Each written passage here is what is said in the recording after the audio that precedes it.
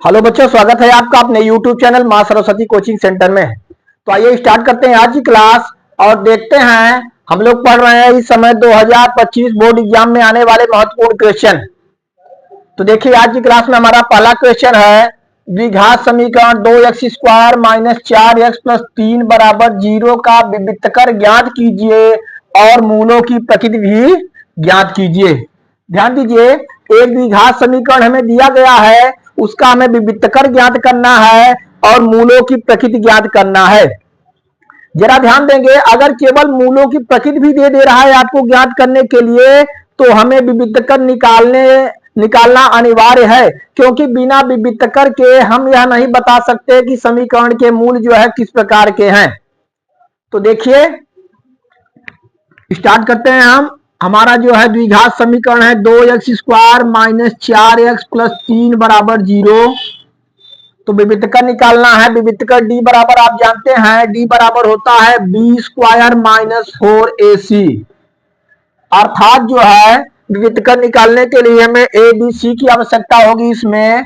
तो हम देखेंगे द्विघात समीकरण ax² + bx + c = 0 से हम क्या करेंगे, इसकी तुलना करेंगे।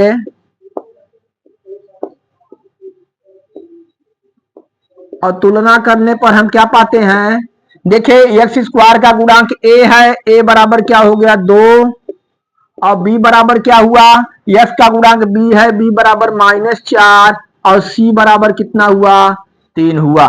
इस तरह से देखते हैं a बराबर 2, b बराबर -4 और c बराबर क्या आया 3 आया। हम विविक्तकर निकालेंगे। विविक्तकर d बराबर b² - 4ac। तो d बराबर हम निकालेंगे, b की वैल्यू क्या है, b की वैल्यू -4, -4 का स्क्वायर -4 गुणे a की वैल्यू क्या है, a की वैल्यू 2 और c की वैल्यू 3।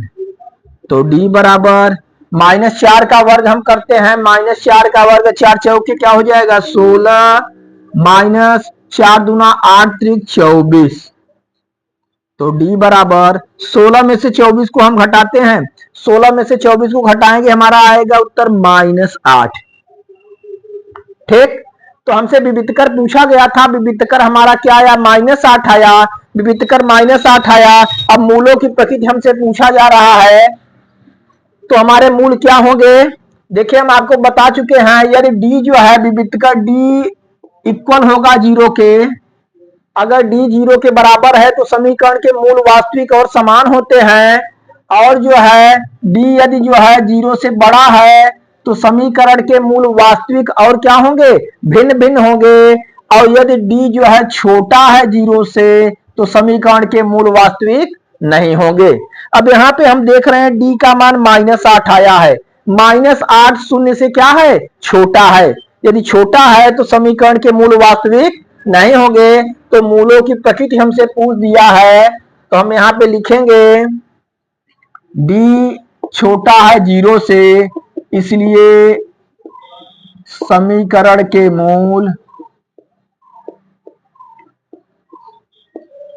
वास्तविक नहीं होंगे।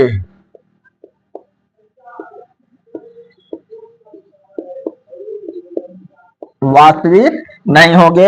एक उत्तर हमारा आया मूल जो है, अरे विविक्तकर कितना आया -8, और दूसरा उत्तर हमारा आया कि समीकरण के मूल वास्तविक नहीं होंगे। चलिए इसे नोट करिए।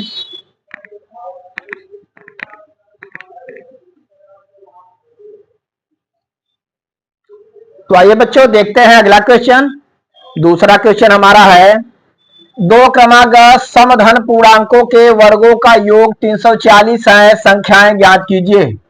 देखिए दो क्रमागत संख्याएं हैं, वो भी दोनों सम संख्याएं हैं। दो क्रमागत सम धन पूर्णांक जो है उनके वर्गों का योग कितना दिया हुआ है 340 दिया हुआ है। उन संख्याओं को हमें ज्ञात करना है। तो चलिए सबसे पहले हम मान लेते हैं, हम क्या मानेंगे, माना पहला समधन पूर्णांक, पहला सम धन पूर्णांक x है। क्या मान लिए, पहला समधन पूर्णांक हम मान लिए x है, तो क्रमागत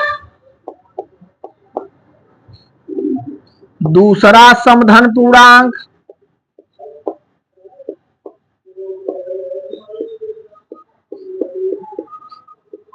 देखिए दूसरा समधन पूर्णांक क्या होगा। देखिए अगर पहली संख्या जो है हम मान लिए x, तो अगली संख्या जो है उसमें 2 जोड़ने पर अगली सम संख्या हमें प्राप्त होती है। तो प्रत्येक अगली संख्या अपने पहली संख्या में 2 जोड़ने पर प्राप्त होती है अगर हम सम संख्या जो है निकालें।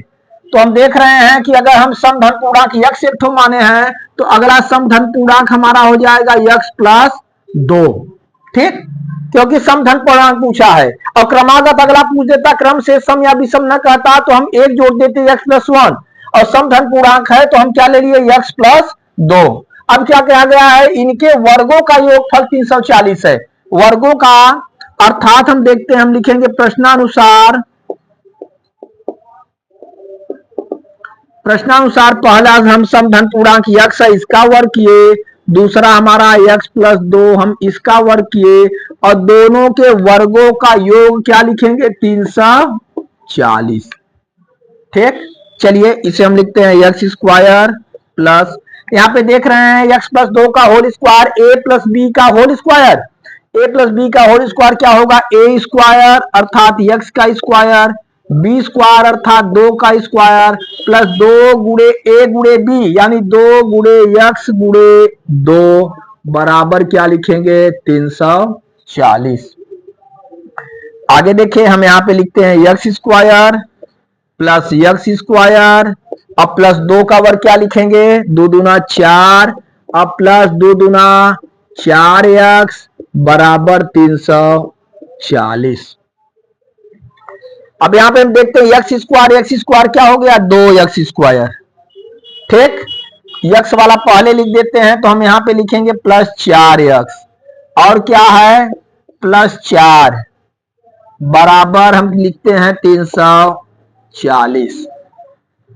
अब क्या करेंगे, हम जो है 340 जो दाहिनी तरफ है उसे बाएं तरफ लाएंगे हम, और एक द्विघात समीकरण बनाते हैं। तो हम देखते हैं 2x square plus 4x plus 4, 340 इधर आएगा माइनस हो जाएगा माइनस 344 बराबर क्या हो जाएगा इधर 0। अब हम देखेंगे यहां पे देख रहे हैं 2x स्क्वायर और प्लस 4x, 4 में से 340 घटाएंगे तो हमें प्राप्त होगा -336, -336 बराबर क्या हुआ 0। अब देख रहे हैं इसमें कॉमन कुछ दिखाई दे रहा है, 2 कॉमन है क्योंकि 2 से तीनों डिवाइड हो जाएंगे, तीनों पद हम 2 कॉमन ले रहे हैं। यहाँ पे यहाँ बचा x स्क्वायर 2 2 से कैंसिल, प्लस 2 दूना 4, 2 बार x माइनस 2 से भाग देंगे 336 में, 2 1 का 2 बचा 1, उधर गया 13 हुआ, 2 छंग 12, 1 बचा, फिर 2 अठे 16 बराबर 0। x square plus 2x minus 168 बराबर 2 शून्य क्या हो जाएगा 0। अब हम देख रहे हैं x square plus 2x minus 168 बराबर 0, हम जो है हमें समीकरण प्राप्त हुआ। अब हमें 168 से कितना लाना है 2 लाना है, ऐसा फैक्टर करेंगे कि जो है 168 का कि उससे हमें 2 प्राप्त हो जाए। यहाँ पे हम देख रहे हैं 168 है, 2 से डिवाइड करेंगे 2 अठे 16, 2 चौके 8, फिर 2 से 2 चौके 8, 2 दूना 4, 2 से फिर करेंगे 2 दूना 4, 2 1 के 2, 3 से कटेगा 3 सते 21, फिर 7 से कटेगा 7 1 का 7। अब देखिए इससे हम जो है 2 कैसे ला सकते हैं, जरा ध्यान दीजिए, 2 दूना 4, 2 दूना 4 तिहाई 12 और 7 दूना 14, यानी हम लिख सकते हैं 14 गुणे 12, 7 दूना 14 और 3 दूना 6 दूना 12, 14 12 हम इसका फैक्टर आया, और 14 में से हम 12 को घटा देंगे तो हमें 2 प्राप्त हो जाएगा। तो यहाँ पे हम लिख सकते हैं क्या x square plus 14x minus 12x और माइनस 168 बराबर क्या हो गया 0।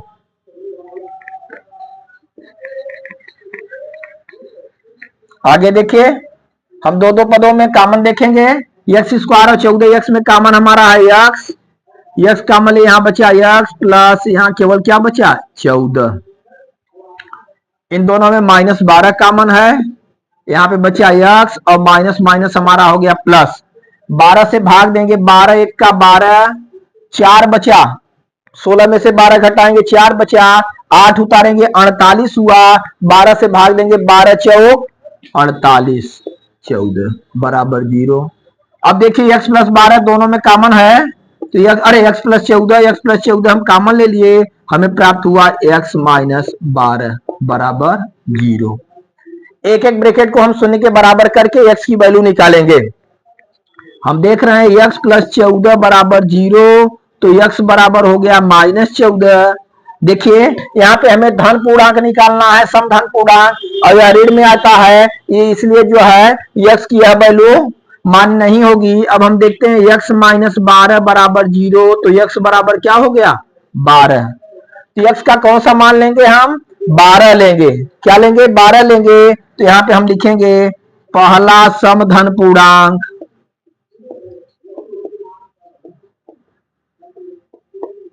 पहला समधन पूर्णांक हम ले लेंगे 12, और क्रमागत दूसरा समधन पूर्णांक, दूसरा समधन पूर्णांक, अगले समधन पूर्णांक में क्या करेंगे, 2 हम जोड़ देंगे, तो 12 प्लस 2 बराबर क्या आ गया 14। तो इस तरह से हम देख रहे हैं यही दोनों हमारा क्या हुआ, उत्तर हुआ 12 और 14। देख रहे हैं ना, 12 और 14, पहला समधन पूर्णांक हमारा 12 हुआ, दूसरा समधन पूर्णांक हमारा क्या हुआ 14 हुआ। आप अपने उत्तर की जांच भी कर सकते हैं, यहाँ पे दिया था 2 क्रमागत समधन पूर्णांकों के वर्गों का योग 340 है, अगर इन दोनों का वर्ग किया जाए, उसे जोड़ दिया जाए, तो 340 के इक्वल होना चाहिए। देखिए तो 12 का यदि हम वर्ग करते हैं, तो 12 बराबर हमारा हो जाएगा 144, और हम 14 का वर्ग करते हैं, तो 14 गुणे 14 होता है 196।